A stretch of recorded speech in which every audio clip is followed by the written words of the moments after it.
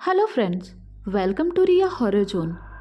तो चलिए आज की कहानी की ओर। उस वक्त रात के 8 बज चुके थे और अंजुलिका एक जंगली इलाके से गुजर रही थी। उस वक्त वो अपने घर की तरफ जा रही थी।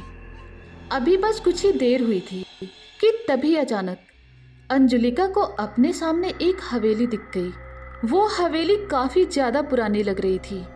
उस हवेली को देखकर अंजुलिका अपने आप को रोक नहीं पाई और वो उस हवेली के अंदर चली गई। अंदर जाने के बाद जब अंजुलिका ने उस हवेली की खराब हालत देखी तो वो समझ गई कि वो हवेली काफ़ी सालों से वीरान पड़ी हुई है और उसमें कोई भी नहीं रहता। इसीलिए उस रात से अंजुलिका उसी हवेली में रहने लगी। अंजुलिका एक सिंगर थी और उसे बचपन से गाने का बहुत शौक था, इसलिए वो अपने गाने की प्रैक्टिस उसी हवेली में करती थी।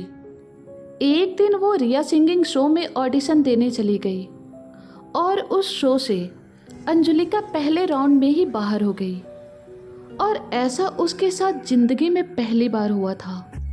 अंजुलिका संगीत को लेकर बहुत पागल थी, इसीलिए वो ये सदमा बर्दाश्त नहीं कर पाई और एक दिन उसने उसी हवेली में जहर खाकर अपनी जान दे दी।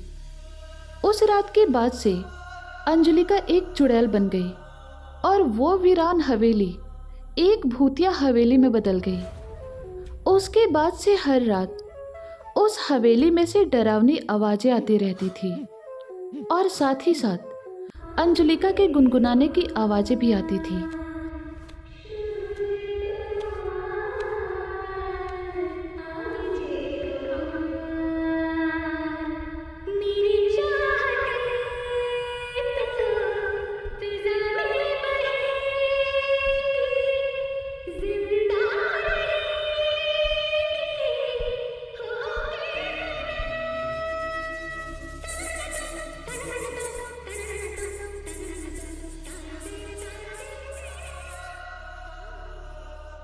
और अगर गलती से भी कोई इंसान उस हवेली के सामने से भी गुजरता तो वो चुड़ैल उसे जान से मारकर खा जाती थी।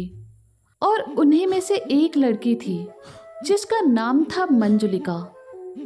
एक रात अंजुलिका ने जब मंजुलिका को मार दिया तो वो उससे भी खतरनाक चुड़ैल बन गई और उस रात के बाद से वो हवेली और भी ज़्यादा भयानक बन गई। अब अंजुलिका और मंजुलिका दोनों उस हवेली में मिलकर लोगों का शिकार करते हैं।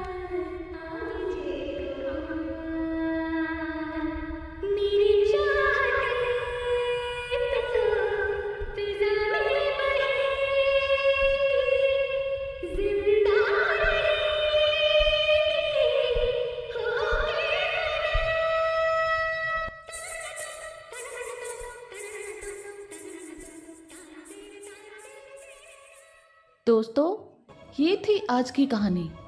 अगर आपको यह स्टोरी पसंद आए तो इस वीडियो को लाइक करो, कमेंट्स करो और अपने रिश्तेदार या दोस्तों के साथ शेयर करो। और सबसे ज़रूरी बात, आप में से अगर कोई नया है तो इस चैनल को सब्सक्राइब करो और साथ ही साथ बेल आइकन पे प्रेस करके ऑल नोटिफिकेशन पर सेट कर दो।